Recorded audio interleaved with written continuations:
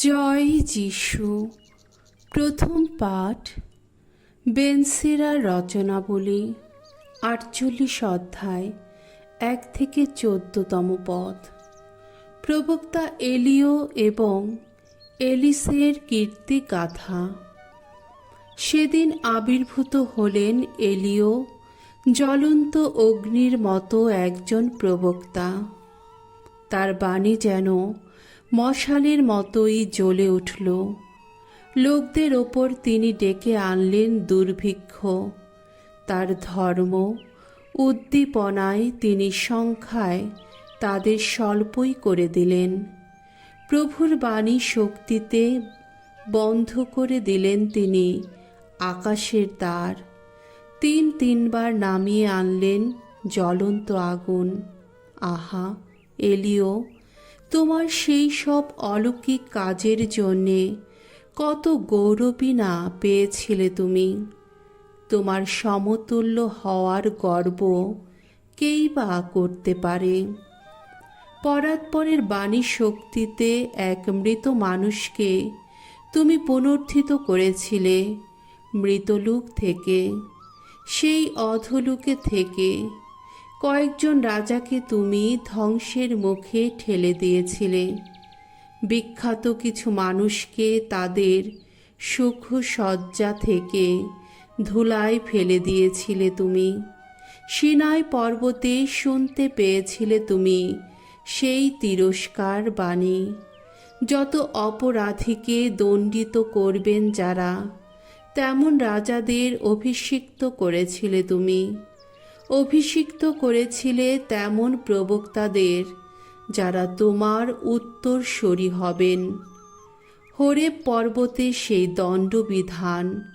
তুমি একটা অগ্নিময় ঘূর্ণিবায়ুতে আগুনেরই ঘোড়ায় টানা একটা রথে ঊর্ধ্বে উন্নীত হয়েছিলে।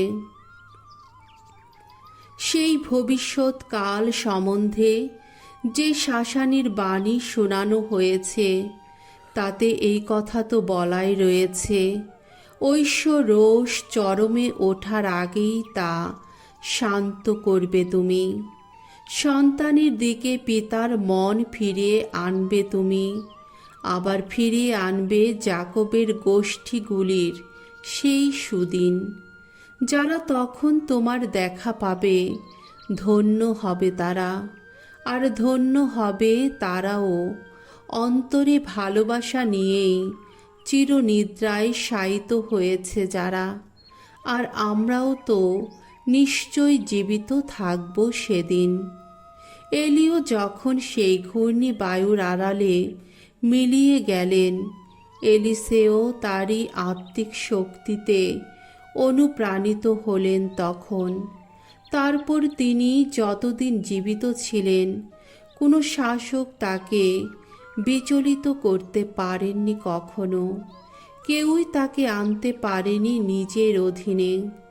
তার পক্ষে কোনো কাজই অসাধ্য হয়নি কখনো। চিরনিদ্রার মধ্যেও তার দেহে প্রবক্তার শক্তি ছিল জাগরিত। জীবনে নানা অলৌকিক কাজ করে গেছেন তিনি। মৃত্যুতেও তার কর্মকীর্তি যা হয়েছে তা কত অপরূপ। প্রভুর বাণী। ঈশ্বরকে ধন্যবাদ। সাম সঙ্গীত 97 1 থেকে 7তম পদ। ধুও, ধার্মিকের আনন্দ হন স্বয়ং ভগবান। ভগবান রাজত্ব করেন, উল্লাস করুক ধরণী। উৎফুল্ল হোক সাগরের যত দ্বীপ। তিমির মেঘমালায় বেষ্টিত তিনি। ধর্ম আর ন্যায়ের উপর প্রতিষ্ঠিত তার সিংহাসন।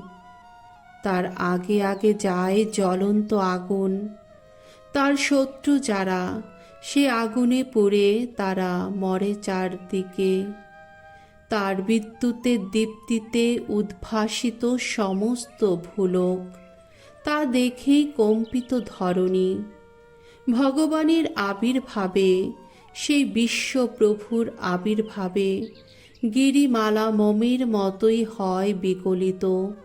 তিনি কত ধর্মময়, আকাশমণ্ডল সকলকে জানায় সে বাণী। তিনি কত মহিয়ান, সে সত্য প্রত্যক্ষ করে সমস্ত মানুষ।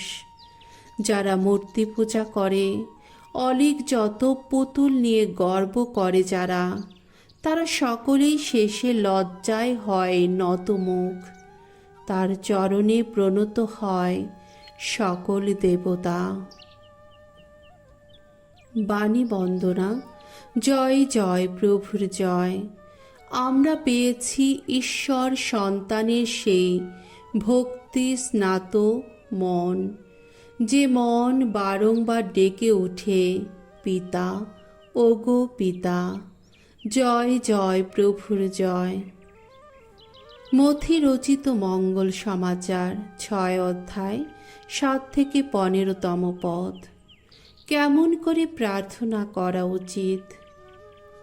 যিশু একদিন তার শিষ্যদের বললেন, প্রার্থনার সময় তোমরা বিধর্মীদের মতো অযথা বেশি কথা বলো না, কারণ তারা মনে করে যে কথার জোরেই তাদের প্রার্থনা পূর্ণ হবে।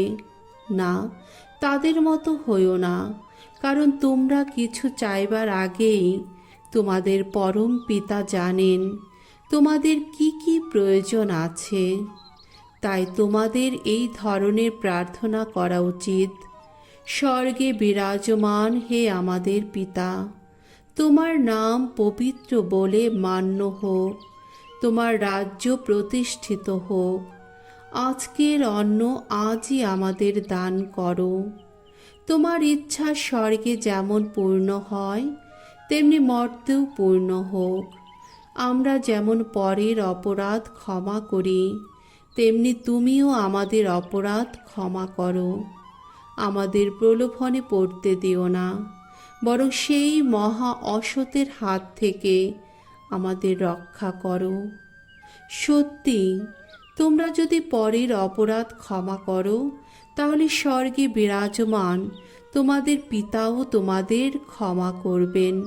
কিন্তু তোমরা যদি পরকে ক্ষমা না করো, তাহলে তোমাদের পিতাও তোমাদের অপরাধ ক্ষমা করবেন না। প্রভুর মঙ্গলময় বাণী। খ্রিস্ট প্রভু তোমার প্রশংসা হোক।